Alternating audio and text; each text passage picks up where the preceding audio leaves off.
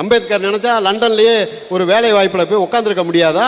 ஒரு நீதிபதியாக ஆயிருக்க முடியாதா? ஒரு வழக்கறிஞர் ஆயிருக்க முடியாதா? தந்தை பெரியார் 18 வயசு, அவருடைய சொத்து 22 கோடி. 22 கோடி. இன்னைக்கு நமக்கு யாருக்காவது 1 கோடி ரூபா இருந்தால் இங்கே வருவோமா?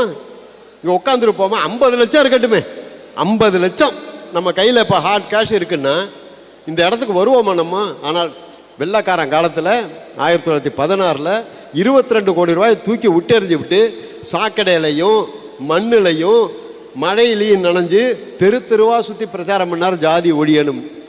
அதனால தான் இன்றைக்கி நம்மளாம் ஒன்று சேர்ந்து இங்கே இருக்கிறோம். தந்தை பெரியார் 17 வாட்டி சிறைக்கு போயிருக்காரு.